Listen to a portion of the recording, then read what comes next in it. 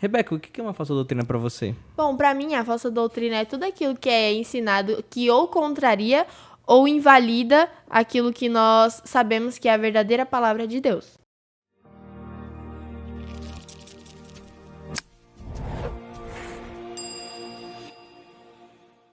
Olá, Pai do Senhor a todos. Estamos começando mais uma pré-aula aqui pela Assembleia de Deus, Ministério Sopro Divino, em Mauá.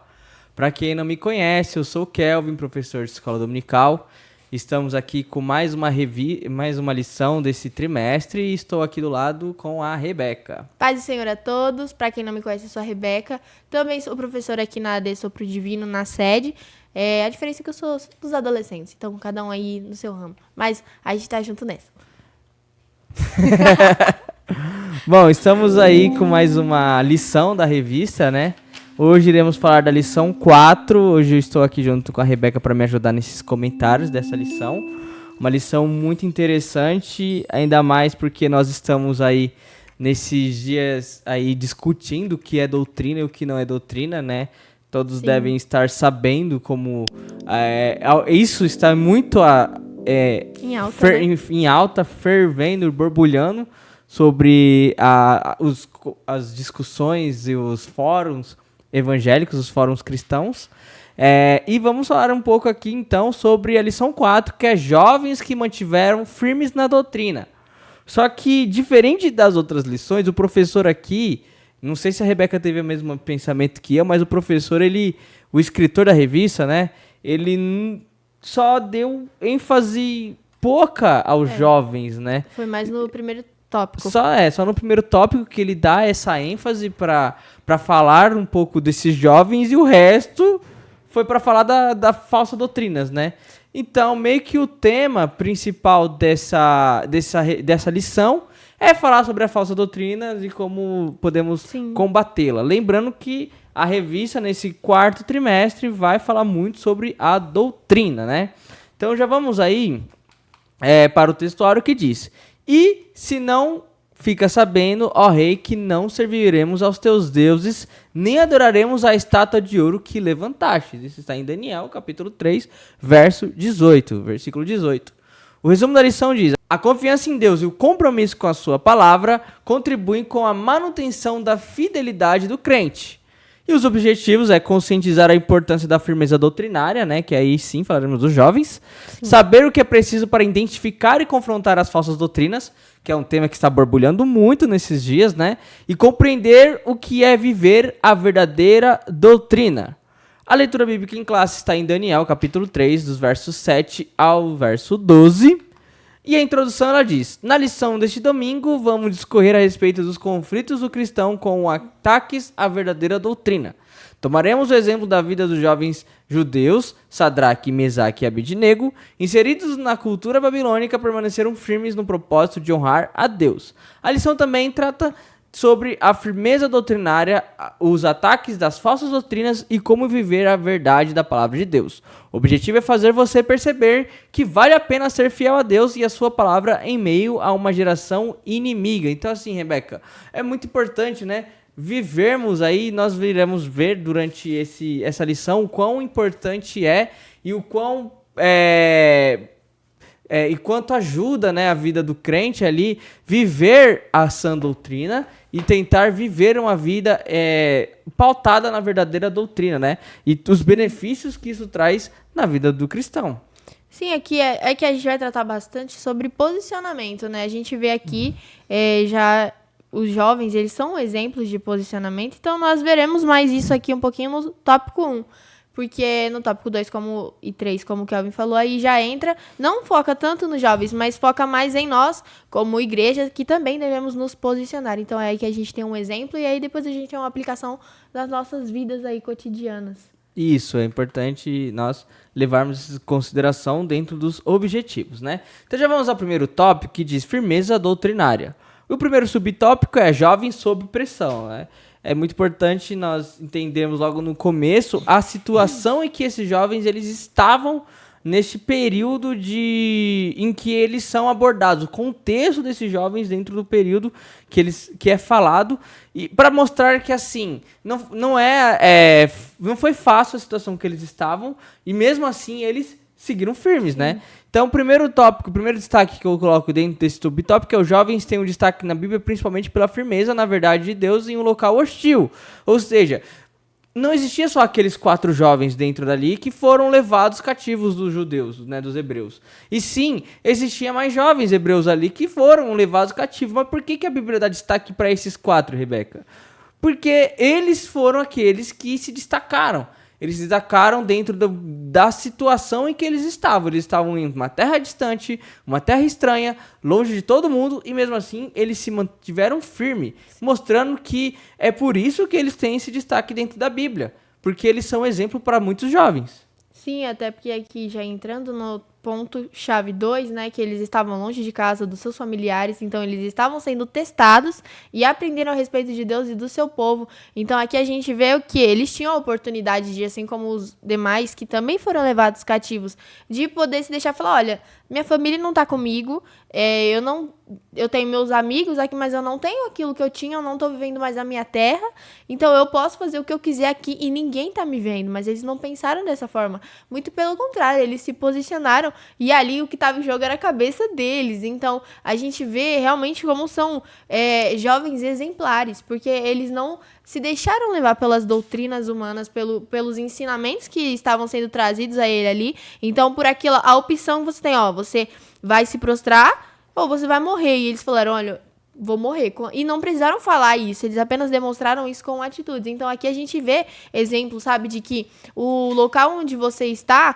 não precisa determinar aquilo que você vai fazer, a quem você vai ser ali naquele momento. Mas a sua criação, né, a doutrina em que você foi ensinado, que é justamente o que vem trazendo nesse tópico. E aí no verso 11 do capítulo 1 de Daniel fala: entre eles estavam alguns que vieram de Judá, né? E o versículo 6. O versículo 8 ele diz assim: Daniel, contudo, decidiu não se tornar impuro com a comida e com o vinho do rei, e pediu ao chefe dos oficiais permissão para abster deles. Era uma situação adversa. Ele estava em um local onde havia uma grande pressão política em cima, porque eles estavam ali sobre domínio de um grande imperador, de um grande império que havia subjugado a sua nação. E eles ainda fizeram ali e falaram assim: não iremos comer disso daqui. E eles fizeram prova. O que é interessante, que mais pra frente você vai lá no capítulo 1 de Daniel, que eles fizeram prova sobre isso. Eles falaram assim: faça isso com nós, faça isso conosco. Nós iremos não comer da comida do rei, da porção do rei. Iremos nos preparar e, se não der certo, depois, então, faça com nós o que for necessário. Né? E o que Deus faz? Deus honra. Sim. Deus honra a decisão deles. E aí nós já vamos para o segundo subtópico, que é 3 jovens, né? Aí eu falei de Daniel, né? Mas Sadraque, Mesaque e Abednego também participaram dessa questão da comida do rei, né? De não se do manjar do rei, não se contaminar. E no segundo tópico, já meio que voltado para o capítulo 3 de Daniel, que é 3 jovens e uma sábia decisão. A decisão de não se contaminar foi uma escolha sábia dos jovens. Sim.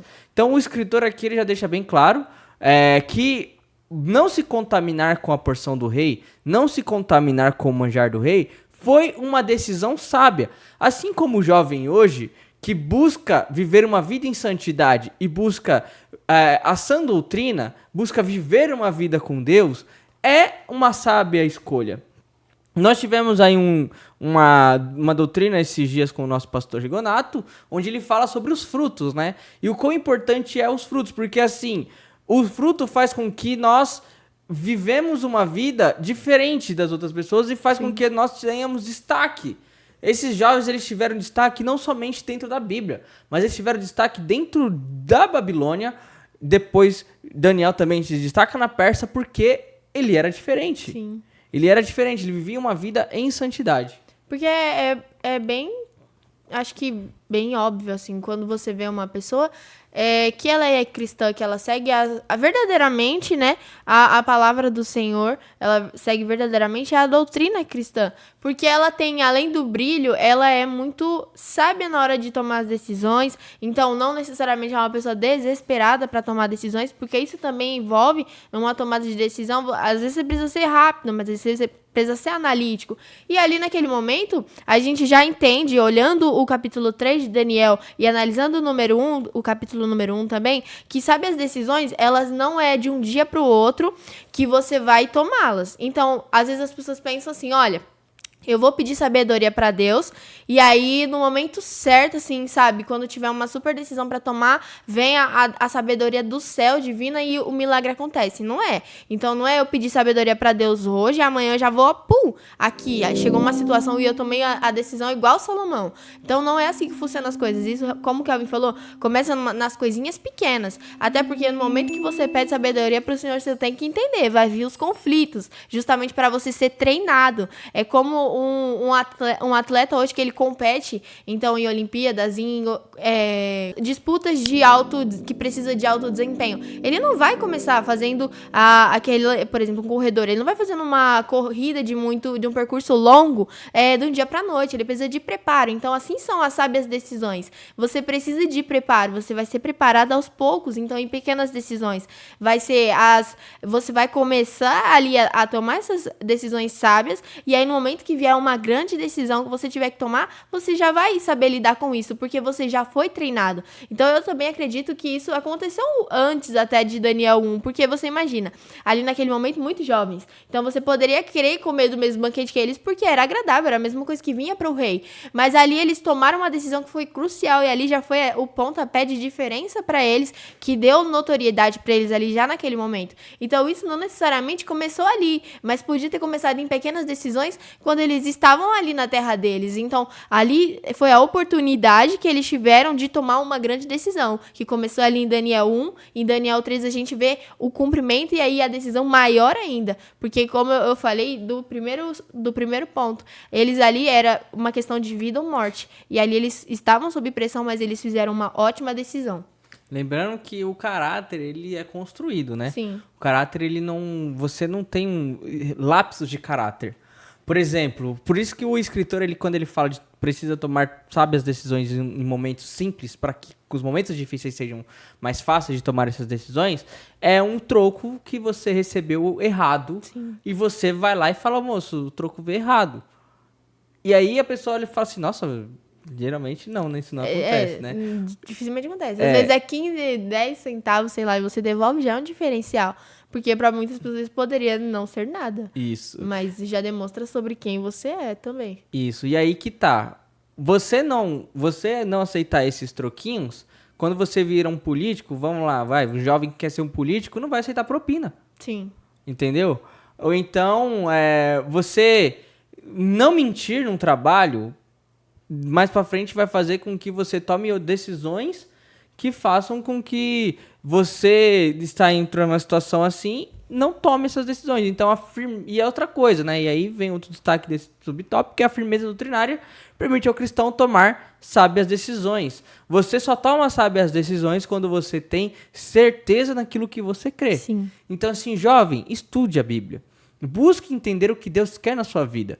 Porque se você entende o que Deus quer na sua vida, você vive uma vida em santidade, você busca viver esses preceitos, né? Tomar essas decisões. A tomada de decisão vem através do conhecimento. Por isso que a Bíblia fala, né? O povo se perdeu foi por falta de conhecimento. Porque faltou ali o conhecimento para, nos momentos de tomar as sábias decisões, eles se perderam. Você vai ver que Israel, ele foi para a Babilônia, e isso foi na lição 3, né? Porque quando chegou ali no templo, e no ano do rei Josias, que eles vão limpar o templo, eles encontram os manuscritos da lei, Josias chora. Por que Josias chora? Porque a palavra sumiu, né? Perderam-se a palavra. E aí encontraram algo tão precioso que fez com a nação ela trazer um ponto de regressão tão grande que a geração de Josias foi salva, mas as outras gerações se perderam. porque já havia se perdido o conhecimento, né? Então já vamos para o terceiro, a firmeza doutrinária recompensada, que vai muito de encontro com aquilo que nós estamos falando, né? A história dos jovens é uma confirmação da justiça de Deus em honrar aqueles que o honram. Então, assim, Deus, eles falam, né? Se você for olhar o versículo 3, o capítulo 3, no versículo 17, ele fala: se formos atirados na fornalha em chamas, o Deus a quem prestamos culto pode nos livrar, ele nos livrará das tuas mãos, ó rei. Aí o versículo 18 ele fala: mas se ele não nos livrar, saiba, ó rei, que não prestaremos culto aos teus deuses, nem adoraremos a imagem de ouro que mandastes erguer. Ou seja, a condição deles de não adorarem aos outros deuses não foi numa questão de uma recompensa de que se Deus iria livrá-los. Sim. Até porque eles não tinham essa certeza de que eles seriam livres. Eles não tinham a certeza de que eles seriam libertos ali e que Deus o livraria. Até porque eles deram essa condição ao rei. Se Deus nos livrar, amém. Se ele não nos livrar, amém também. Nós não nos prostraremos. Porque eles tinham a convicção no primeiro mandamento que diz: honrar o teu Deus de todo o teu coração, de todas as tuas forças, né? Amarás o Senhor teu Deus de todo o teu coração, de todas as suas forças. Então, assim, a condição deles não estava em uma... A situação deles de seguir ali e não adorar outro Deus não estava vinculada a uma condição de que Deus o livraria. Porém, Deus, ele é fiel. E Deus os livra e Deus os honra naquela nação super poderosa. Sim, até porque aqui a gente já vê que, assim, eles não foram em troca de benefícios, né? Porque tem muitas pessoas que falam: eu vou fazer isso por Deus, né? Eu vou honrar a Deus como atitude minha e eu vou receber algo em troca. E isso é uma forma errada. A gente realmente é um exemplo gigantesco para as nossas vidas, todos os dias que Deus nos permitir viver, que eu possa escolher honrar a Deus e ele não tem obrigação de me dar nada por isso. Até porque Deus ali, ele recompensou, ele guardou, ele livrou os filhos dele. Ali ele livrou, ele realmente fez algo para que se cumprisse também os propósitos do Senhor. Então ali os jovens, eles estavam ali cumprindo um propósito do Senhor para que os povos conhecessem o Deus verdadeiro, tivessem ciência de que o Deus verdadeiro não era aquele que estava ali numa estátua sendo representada, nem são estatuetas, mas era uma forma de Deus se mostrar real para aquelas pessoas. E a gente vê aqui que você ser firme naquilo que você acredita em relação ao Senhor, porque aqui a gente está falando sobre o Senhor, a gente não está falando sobre outras coisas, isso faz total diferença. Você glorifica o nome do Senhor, você sendo firme e convicto do seu Deus, do Deus a quem você serve. E o pastor Rigonato, ele sempre fala que Deus, ele não tem compromisso conosco, ele tem compromisso com a palavra dele. Então, se você se compromete com a palavra do Senhor, ele vai ser comprometido com a palavra dele. Então, as coisas podem se cumprir. E sim, aqui a gente viu que se cumpriu do livramento, a gente viu as coisas boas, mas pode ser que não aconteça. Mas, de qualquer forma, a gente também tem que entender, sabe? De que nós, muitas vezes, não seremos recompensados aqui na terra, no meio dos homens também pelas coisas. Graças a Deus, a firmeza deles realmente ao posicionamento, eles foram recompensados ali, porque Deus também necessitava dos servos dele ali, naquele momento, naquele lugar, no meio do povo dele. Ele precisava, o rei Nabucodonosor, ele precisava de pessoas à frente dos serviços que ele necessitava, porque o reino cresceu, então ele não tinha pessoas aptas, e Deus os tornou aptos. Então isso também era uma forma de Deus se mostrar aquelas pessoas que ali viviam, porque é que a gente até vê no ponto 3, no ponto-chave 3, que todos reconheceram a grandeza de Deus a partir daquele milagre, que só foi possível graças às convicções daqueles jovens. Então muitas vezes nós não somos convictos. O Kelvin, ele sempre fala isso para os jovens aqui da nossa igreja, que nós precisamos de convicção. E sim, nós precisamos, porque se chega um momento difícil na nossa vida e a gente não é convicto do Deus que a gente serve, que testemunho a gente vai poder mostrar para as pessoas? Porque foi isso que o pastor Rigonato falou na doutrina. A nossa vida, os frutos que nós damos é a forma como a gente vive. Então, se eu vivo uma vida que glorifica a Deus, isso é um fruto, porque o fruto, ele vai refletir nas pessoas. Não necessariamente, né? O pastor estava falando que quando ele perguntou, a maioria falou, é ganhar almas, e não só ganhar almas, mas viver uma vida que glorifica o Senhor. Porque você ganha almas vivendo uma vida que glorifica o Senhor. E aqui a gente vê isso se concretizando, não é? Se você for olhar o versículo 28, diz: Disse então Nabucodonosor: Louvado seja o Deus de Sadraque, Mesaque e Abednego, que enviou o seu anjo e livrou os seus servos. Eles confiaram nele, desafiaram a ordem do rei, preferindo abrir mão da sua vida e prestar culto e adorar a outros deuses, e se não fosse o seu próprio Deus. Por isso, eu decreto que todo homem de qualquer povo, nação, língua que disser alguma coisa contra o Deus de Sadraque, Mesaque e Abednego, seja despedaçado da sua casa, seja transformada em monte de entulho, pois nenhum outro Deus é capaz de livrar alguém desta maneira. Então o rei promoveu Sadraque, Mesaque e Abednego na província da Babilônia. Ou seja, além deles terem trazido uma mudança na visão daquele rei e que mostrou a grandeza, a glorificação de Deus através do seu testemunho. Além disso, eles ainda foram recompensados naquelas terras. Então, assim, é muito importante porque, assim como a Rebeca falou que o rei ele precisava de pessoas capacitadas, e esses jovens eles foram levados porque, assim, eles já eram pessoas de grande destaque em Israel, filhos de nobres, que foram levados para a Babilônia para aprender e crescer, desenvolver lá na Babilônia.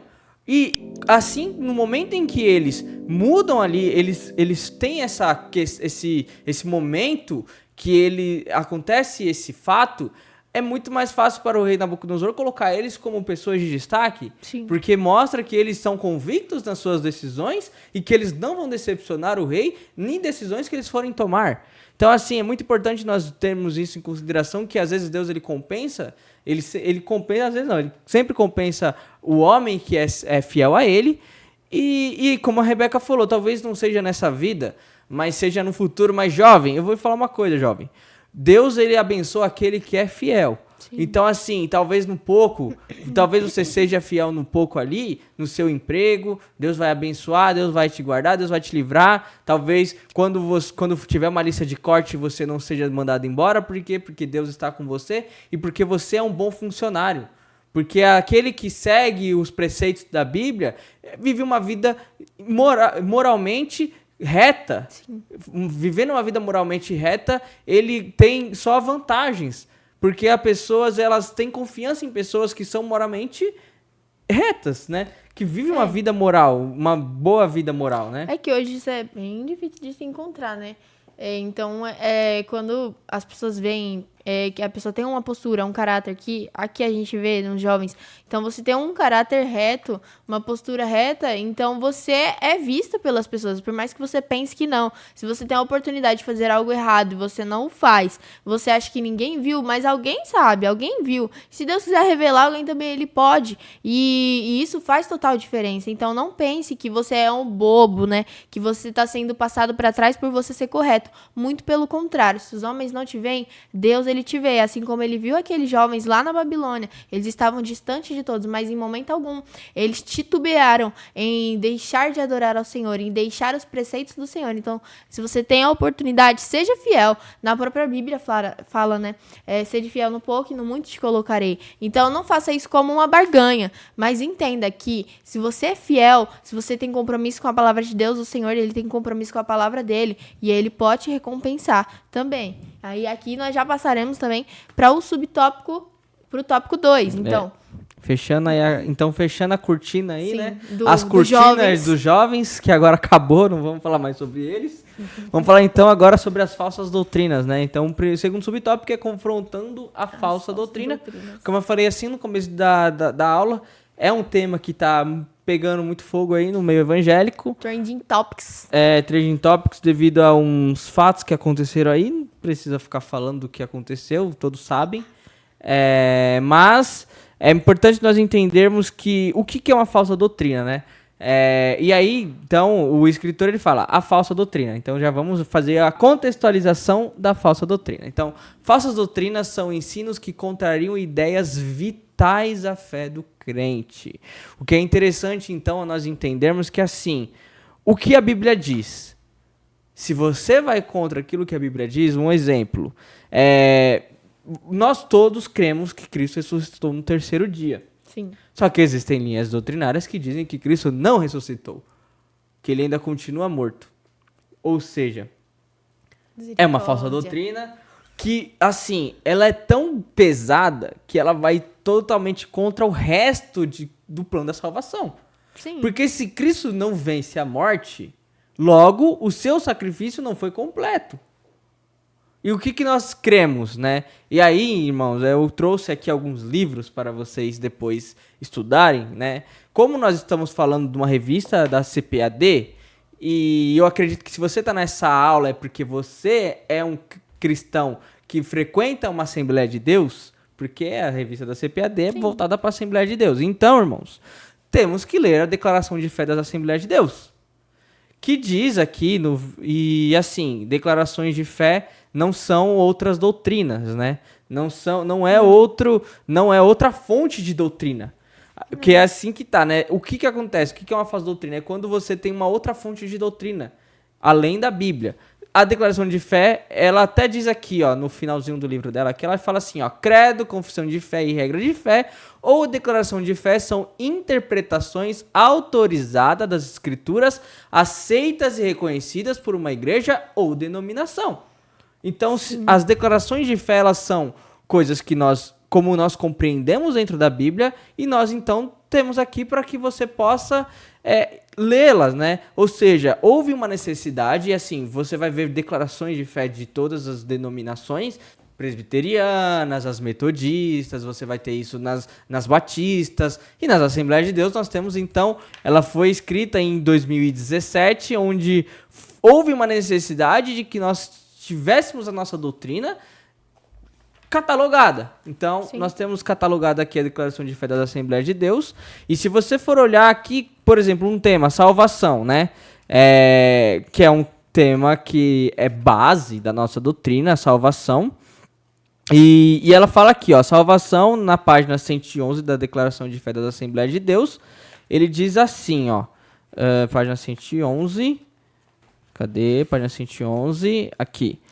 A salvação é nos oferecida pela graça mediante a fé no sacrifício de Jesus Cristo no Calvário.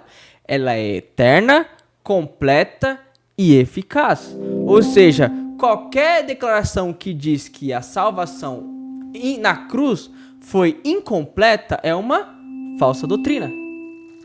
Então, é isso que nós temos que entender. O que é uma falsa doutrina? É quando você pega pontos base dentro da nossa crença e eles modificam, eles alteram, fazendo com que a Bíblia ela seja descredibilizada. E uma das maneiras que é muito propagada uma falsa doutrina, é justamente quando a pessoa, ela se aproveita da inocência de quem ouve a mensagem que ela está levando. Então, ela ali com toda a sua maldade, seus pensamentos negativos, ela pega e começa a ensinar e se aproveitar das pessoas que não têm o conhecimento da palavra do Senhor, às vezes se aproveita até de pessoas que, por exemplo, não sabem ler, não sabem escrever, então, consequentemente, ela não consegue ler o que está escrito na Bíblia, na palavra do Senhor, e ela começa a deturpar o que está escrito, falar coisas que segundo a visão dela é o ideal, porque a gente entende que, assim, temos aqui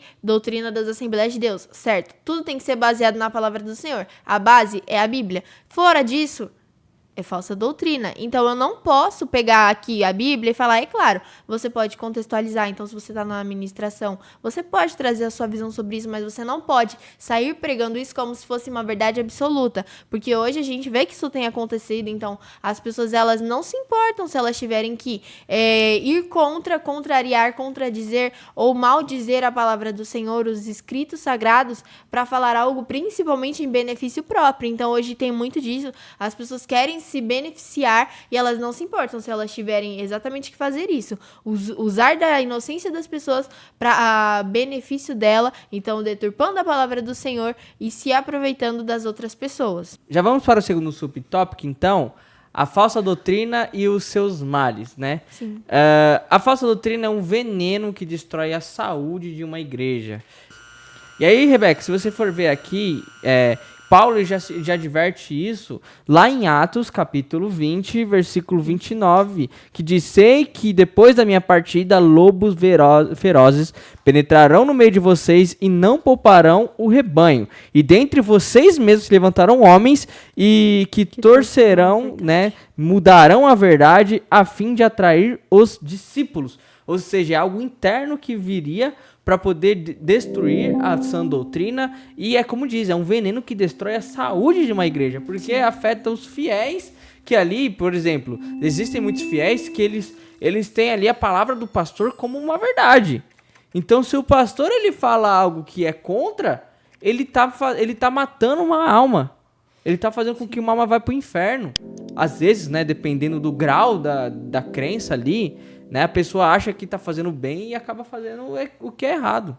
Sim, até porque, como você falou, hoje as pessoas têm essa mania bem feia de olhar para as pessoas. Então, no evangelho, é claro, você pode admirar pessoas como homens ou mulheres do Senhor, mas você jamais pode olhar eles como se eles fossem o próprio Deus ou como se a palavra deles fosse a última e a que valesse. Justamente porque nós, por sermos seres humanos, estamos suscetíveis a erros. Então, a gente tem que entender isso. Então, olha, eu confio, eu acredito no meu pastor, mas se ele falou alguma coisa que não tá batendo muito bem, eu não é errado eu vir aqui, eu procurar na palavra do Senhor, e aí depois eu falar, pastor, mas isso. Se a pessoa já vem com 10 pedras pra atacar em você e fala, não, mas o que eu falei tá certo, aí você já sabe, aquilo é uma falsa doutrina. E as falsas doutrinas, elas já têm essa questão de trazer uma divisão exatamente por isso. Porque, por exemplo, você é ensinado de uma forma durante muitos anos. E aí, do nada, começa a ser ensinado de outra forma. E aí, começa a anular uma forma anulando a outra. E aí, vai acontecer que nem os discípulos. Olha, eu sou de Paulo, eu sou de Apolo, eu sou de Jesus. E aí começa cada um a querer comprovar que o seu é o certo. E aí isso destrói realmente uma igreja, isso destrói o povo de Deus, isso cria rachaduras, isso separa o povo de Deus, quando na verdade nós, como igreja, somos um corpo. Nós temos falado bastante sobre isso aqui durante esses dias aqui na nossa igreja, na sede, principalmente sobre sermos um corpo. Então, um corpo, ele precisa de todos os membros funcionando devidamente. Então, se eu perco um dedo, cara, o dedo morre. O corpo vai funcionar assim, mas vai estar faltando um dedo. E o dedo que se perdeu, ele morre. Então, a gente tem que tomar muito cuidado com falsas doutrinas por causa disso. Então, aqui a gente pode ser que, se um irmão, eu faça com que o irmão saia de uma igreja por causa de uma falsa doutrina, talvez ele vá morrer morte física, mas uma morte espiritual. Isso é uma morte. Isso é algo triste, você pensar que a pessoa saiu por causa das palavras das pessoas. Então, temos que tomar cuidado com falsas doutrinas. E isso, para você tomar cuidado, você saber identificar, é conhecendo a palavra do Senhor. Isso. É o ponto-chave para você saber e conseguir identificar o que é uma falsa doutrina.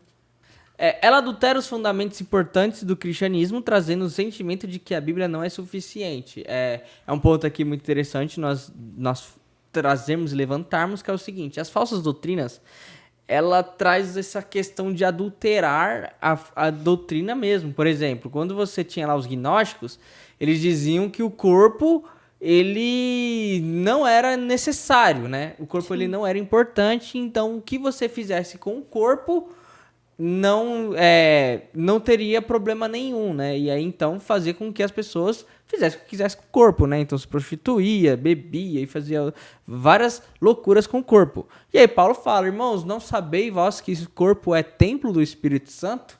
Então assim, você hoje, discutindo sobre isso, falar assim, o corpo não é importante, o que Deus quer é o coração, é uma falsa doutrina. Sim. Porque você vai contra o que Paulo está falando, ou seja, você acaba trazendo, então, a insuficiência da Bíblia. Porque é importante termos uma outra fonte doutrinária que não seja a Bíblia. Porque a Bíblia não é o suficiente. Não basta somente a Bíblia para nós construirmos a nossa linha doutrinária. Eu preciso de um outro livro, eu preciso de uma outra visão, de uma outra linha de pensamento, causando, então, divisão dentro do corpo de Cristo. Sim. E aí eu posso falar tanto da igreja militante quanto da igreja salva, né?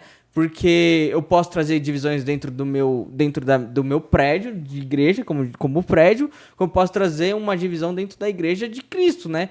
Por exemplo, sim, você então vai trazer uma ramificação dentro da igreja, né? E aí isso pode causar ali problemas sérios. Sim.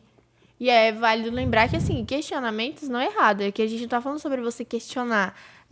Você ter dúvidas, você buscar saber, buscar conhecimento, ter dúvidas, gente, é normal. Converse mesmo, tire as suas dúvidas. Não fique com dúvidas. Aqui nós estamos falando exclusivamente sobre o confronto. Confronto não é algo que vem em nome da paz.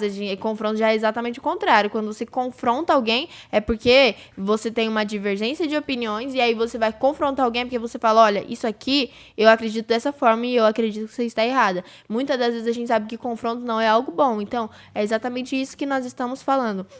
Sobre as doutrinas inseridas de uma igreja, que elas trazem mal porque elas justamente trazem essa questão do confronto. Mas aqui nós temos realmente que confrontar falsas doutrinas, mas não de maneira que isso vai gerar, por exemplo, uma pessoa acredita do contrário que eu, e eu vou lá e vou falar, não, agora eu vou provar que eu tô certo. Não é isso. Apenas, olha, você pode confrontar nas suas atitudes, então a pessoa acredita numa coisa, mas eu não acredito, então eu vou continuar fazendo o que eu acredito, independente do que ela me fale, porque o que eu acredito é o que eu acho que está certo, entendeu? Fala sobre confronto e debate, que o debate é até saudável, confronto não. Exatamente, aqui, falando aqui na sala, né, tem uma diferença entre o confronto e o debate, né? Confronto a gente já vê mais como uma questão de guerra, né? Normalmente nós estamos vendo ainda sobre confrontos, então Rússia e Ucrânia, isso é um confronto, o debate é uma coisa diferente, é algo saudável, então se você tem suas dúvidas, é válido você questionar, você perguntar, mas a partir do momento que isso vira uma raiz de brigas, aí a coisa tá feia e não é o ideal. Então, se você tem dúvidas, você tem questionamentos, e para você saná-los, isso gera uma briga, então aí a gente já vê que talvez aquilo que você tenha seguido, que te foi ensinado, possa ser uma falsa doutrina. Isso, por exemplo, se você for olhar o livro Declaração de Fé da Assembleia de Deus, na página 113, sobre a graça de Deus, ele fala aqui, todavia, os seres humanos, influenciados pela graça que habilita a livre escolha, são livres para escolher. Se alguém quiser fazer a vontade dele pela mesma doutrina, conhecerá se ela é de Deus ou falo de mim mesmo, né? Deus proveu a salvação para todas as pessoas, mas essa salvação aplica-se somente àqueles que creem. Isto é, a justiça de Deus vem pela fé em Cristo, para que todos sobre os que creem. Nesse sentido, não há conflito entre a soberania de Deus e a liberdade humana. Ou seja, não é que nós não cremos na soberania de Deus. Nós cremos, mas Deus ele dá o livre-arbítrio ao homem escolher se ele quer ser salvo ou não. Sim. Essa é a nossa declaração de fé, a nossa doutrina. Quando você traz, então, que... E assim, a salvação é somente pela graça. Então, só a graça. Se você crê que existe uma outra forma de salvação, outra maneira de ser salvo, isso já não é uma doutrina. Isso é uma falsa doutrina. Sim. Porque você acredita, então, que a graça de Deus é insuficiente. Sim. Sendo necessário, então, uma outra fonte, né? Então já vamos aí para o terceiro subtópico, que é o confronto às falsas doutrinas, que vai muito de encontro àquilo que eu estou falando agora. Que é importante nós conhecermos e termos a convicção do que nós cremos. Né? Então, assim, em algum momento a igreja verdadeira vai se deparar com algum movimento de falsa doutrina, né, Rebeca? Como Exato. Nós estamos falando, falsa doutrina ela sempre esteve presente em todos os momentos da sociedade, em todos os anos, em toda a era da igreja. Na igreja primitiva tinha uma falsa doutrina, na igreja dos séculos aí, na Idade Média teve falsas doutrinas, e hoje nós temos falsas doutrinas, falsas visões, falsos pensamentos Sim. de pessoas que hoje querem trazer um outro sentido para o cristianismo, né? E assim, o conhecimento bíblico, oração e busca por literaturas que trazem a verdadeira doutrina são os remédios para combater esses movimentos. Sim, como eu falei algum tempinho atrás aí, você só consegue identificar o que é falso se você conhece o que é verdadeiro. Então, é o ponto-chave para você, se em algum momento da sua vida você falar, estou crendo numa falsa doutrina, busque isso na palavra do Senhor. Porque tudo que está fora da palavra do Senhor, tudo que não se encaixa no que está nas Sagradas Escrituras, não é uma doutrina verdadeira. Então, aí você já consegue identificar. Mas isso é necessário você conhecer. Então, se você não conhece, você é levado pelas informações que te cercam, porque essa é a realidade. Hoje nós estamos aí na era da tecnologia, então você vai ser bombardeado de informações, de doutrinas, de tópicos que têm sido abordados. Então, se você não tem um conhecimento, se você não tem uma base, um fundamento na palavra do Senhor, você pode ser levado pelo que é falado pelas pessoas. Então, você realmente precisa conhecer. Então, você precisa orar, você precisa jejuar, você precisa ler a palavra do Senhor para que você conheça as Escrituras Sagradas e também para que você conheça Deus. Porque não é só, a gente vê muito, né, tipo, não é somente ler a Bíblia. Claro, precisamos ler a Bíblia, não me interprete mal, mas nós precisamos conhecer o Deus aqui, está escrito na Bíblia, e o nosso Deus que nós servimos. Porque esse é um ponto-chave também. Se eu vejo uma pessoa falando mal de Deus, e eu não sei defender o meu Deus, eu não conheço meu Deus.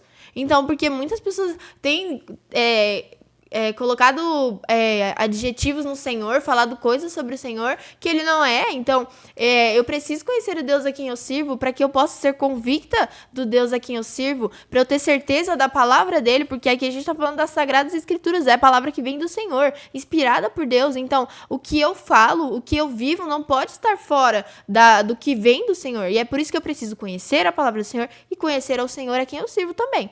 O que é importante aqui também, outro ponto, é que assim, além de nós buscarmos esse conhecimento, é nós buscarmos a unidade deste conhecimento entre os irmãos. É muito importante você ter um grupo de jovens forte na palavra. Sim. Por exemplo, você tem um grupo... Hoje em dia, o que eu falo, e a Rebeca ela falou aqui, que eu tenho batido muito nessa tecla de que hoje as nossas convicções às vezes são fracas. O jovem cristão parece que ele é a religião em que existe uma convicção tão fraca. Isso em consideração à verdadeira, né? Nós temos como a verdadeira religião a cristã, e hoje nós temos jovens com convicções fracas, que a qualquer vento de doutrina ele é levado. É levado, não existe uma estrutura, uma base firmada na palavra, e isso vem muito de erro nosso. Como professor de escola dominical, como líder de jovens, como pastor e líderes da igreja, precisamos fortalecer o nosso corpo, a nossa membresia.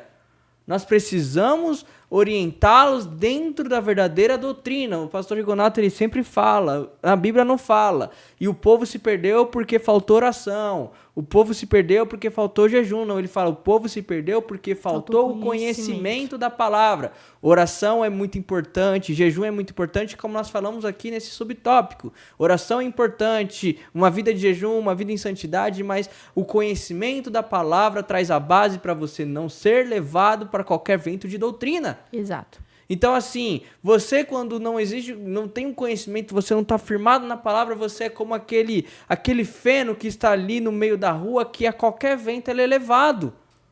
Você não pode ser um feno, você precisa ser uma pedra firmada na rocha ali. Você precisa ser firmado, porque o vento vem e bate e você não é levado por qualquer vento de doutrina. E não somente o conhecimento, e sim o corpo, a membresia precisa estar firmado nesse conhecimento. Sabe por quê? Porque um irmão ajuda o outro. Você está com dificuldade de entender, o outro irmão te ajuda. Você é confrontado, o outro irmão comenta junto. Sim. Por exemplo, você tem um vídeo no YouTube, suponhamos um vídeo no YouTube aqui, alguém comenta lá uma heresia dentro daquele... Aí vem uma enxurrada de comentário lá debatendo aquela heresia. É isso que tem que acontecer. A unidade de pensamento dentro do corpo de Cristo é outra maneira de combater a divisão de ideias. A divisão de ideia, ela parte a partir do momento que uma pessoa ela faz um burburinho e aí vai levando outras pessoas a terem um pensamento contrário. E sabe quando aconteceu isso? Lá no deserto. Quando Moisés ele olha a mulher etíope lá, e aí então você tem Miriam ali e faz aquele burburinho ali em Cades Barneia, Deus ele faz um reboliço naquele lugar ali, porque houve então uma divisão, duas visões, entendeu?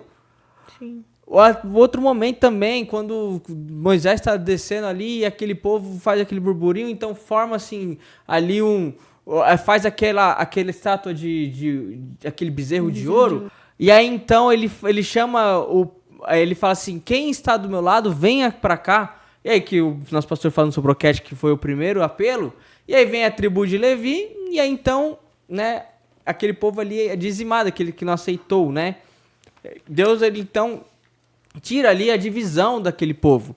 Deus não gosta de divisão. Até porque eu acho que um dos maiores exemplos de que como a união, que é um ditado popular, mas a união realmente ela faz a força. O açúcar. Quê? O açúcar. Ah, agora entendi. Nossa, velho. Então, é um ditado popular, mas isso é real. Que a união faz a força. Eu lembrei lá da Torre de Babel. Então, era um povo unido, eles estavam em um só propósito. Deus viu isso lá do céu e Deus fez o quê com eles? Separou. Aqui eu não estou falando de separação, tá? Não vou falando que Deus separa o povo, mas eu estou falando de como a gente vê que quando as pessoas estão unidas em um só propósito, as coisas dão certo. Então, ali Deus precisou intervir, porque o que eles queriam era errado. Mas quando nós estamos falando de unidade de pensamento do corpo de Cristo, as coisas dão muito certo. Então, não só em confrontar uma falsa doutrina, mas em viver uma vida que agrade ao Senhor, viver ter um ministério, viver no corpo de Cristo, as coisas são diferentes, as coisas fluem diferente. Então, é muito importante que a igreja do Senhor ela esteja unida, porque a união, ela realmente faz a força, o açúcar, né? Como que ela fez a piadinha e eu demorei 5 horas pra entender. Foi bem lento aí, Rebeca. Foi mal. É que agora eu não tava pensando nisso, né? Olha o momento que o cara quer fazer piada. Vamos já para o terceiro subtópico, vivendo a verdadeira doutrina. Aí, então, nós temos uma definição da verdadeira doutrina. Nós falamos bastante da falsa doutrina. Agora vamos falar um pouco da verdadeira doutrina, né? A verdadeira doutrina vem de Deus e está de acordo com o seu caráter.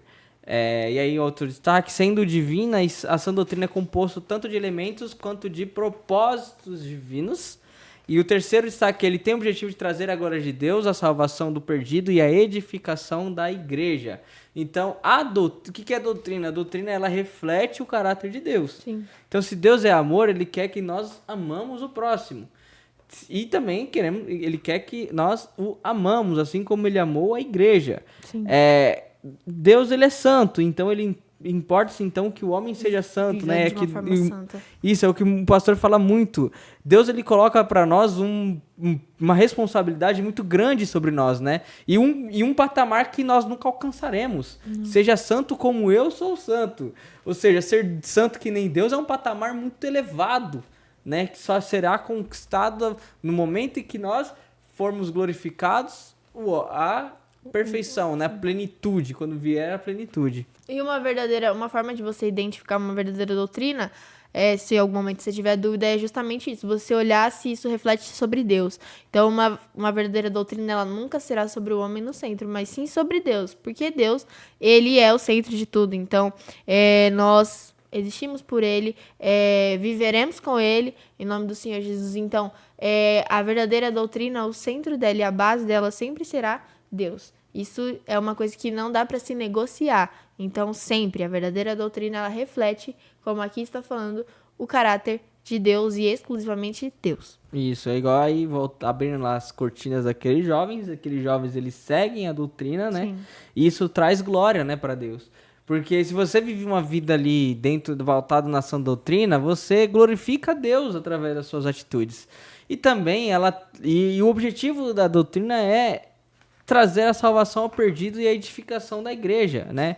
Já para o segundo subtópico, que é os benefícios da verdadeira doutrina, o primeiro destaque é a igreja que vive essa doutrina se beneficia em todos os aspectos. O segundo subtópico, o segundo destaque é a verdade da palavra de Deus ensina, repreende, corrige, instrui e capacita o crente. E a doutrina verdadeira é o muro que protege o crente das falsas doutrinas.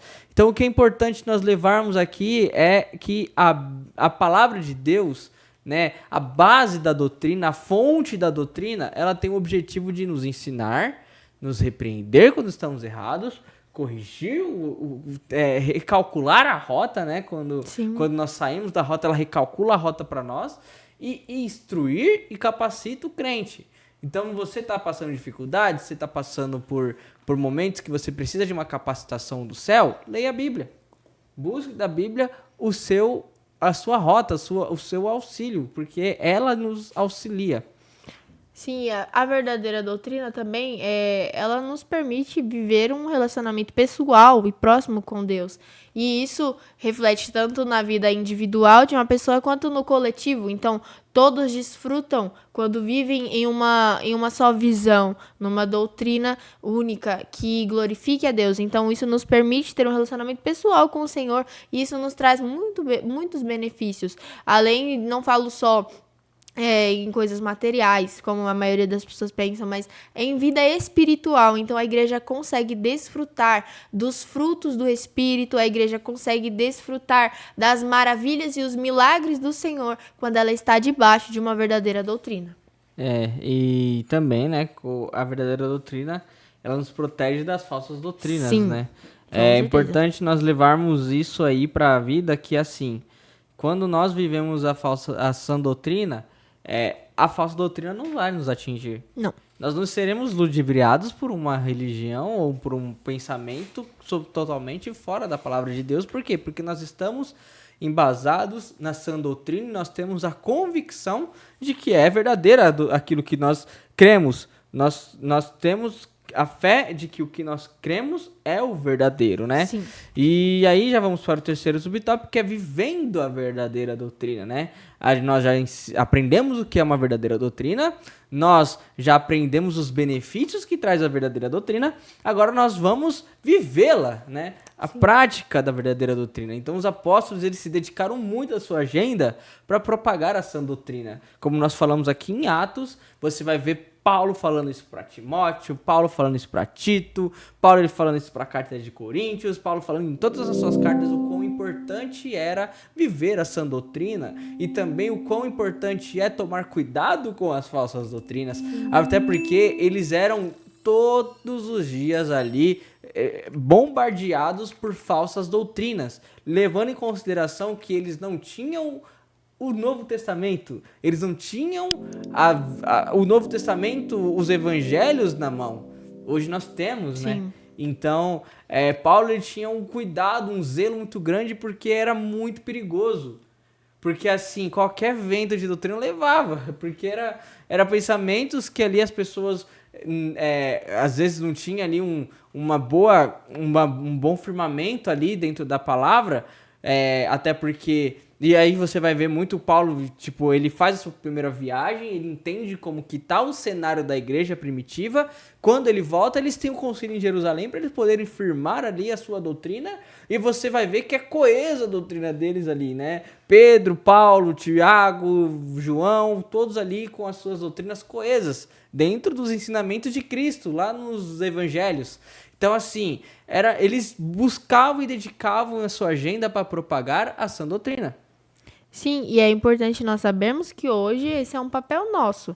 Então, hoje a gente tem facilidades, mas também tem dificuldades, porque como naquela época surgiam pensamentos, hoje também surgem pensamentos. Eu acredito que, não sei se para nós é mais fácil ou mais difícil, eu acho que também tá nisso aí. Hoje, quem tem que combater, quem tem que ser a frente de incentivo de combate somos nós.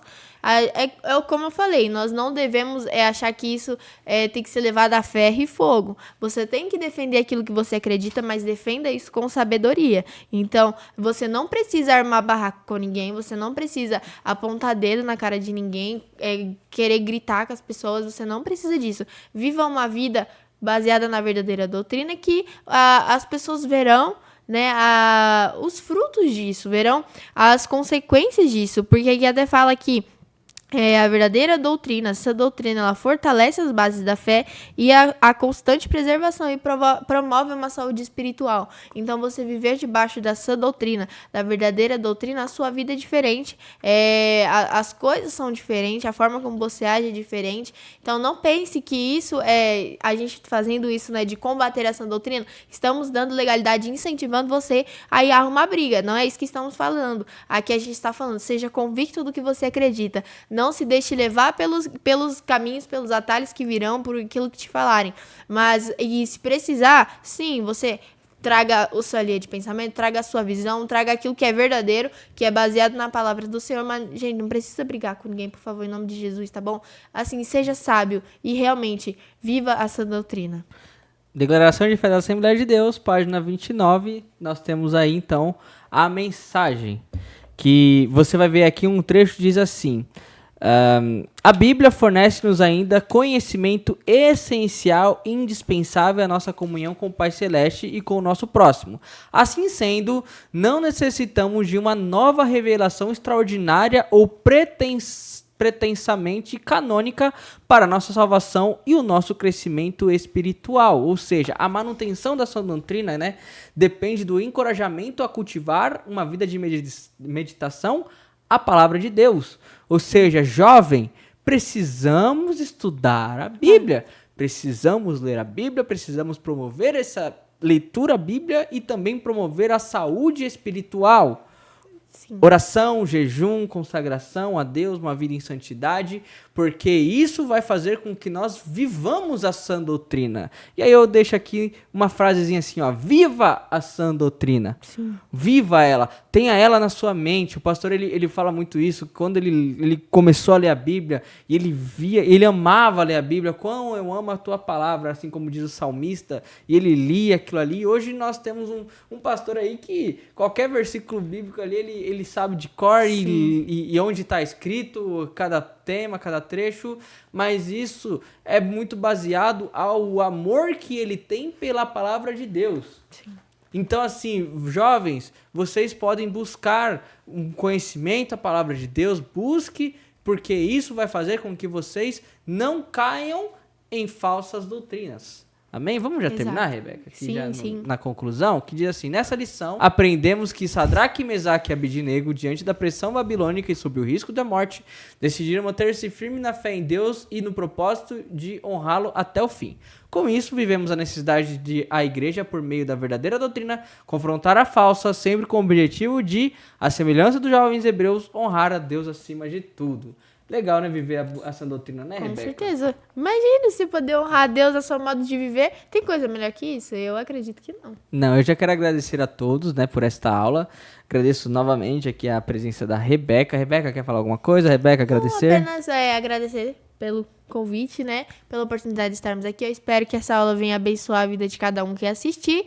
Que Deus fale com você através das nossas vidas, estamos aqui como um instrumento, e que você também, professor que está assistindo essa aula, você possa ser um instrumento na sua sala de aula com os seus alunos, instruindo eles a viver a sã doutrina. Quero já falar para todos que sexta-feira agora vai ter um outro vídeo meio da Rebeca. E Rebeca vai estar aqui nesse canal aqui, né, Rebeca? Estamos dominando o canal da igreja. Estaremos aí com Descomplicando a Bíblia, né, Rebeca? Qual foi o tema? Esqueci. Lembrei. A chamada de Abraão. A chamada de Abraão. Eu delei. Vou voltar aqui. Qual que é o tema, Rebeca? A chamada de Abraão. Então, interessante, então, né? Eu e Rebeca estávamos aí nesse vídeo. Então, agradeço a todos que ficaram aqui. Não esqueçam de curtir, comentar e compartilhar. Também inscreva-se no nosso Instagram. Estamos aí com objetivos de melhorar, de trazer mais conteúdo, também trazer mais informações aí, tá? Do Instagram. Agradeço a todos, Deus abençoe e tchau!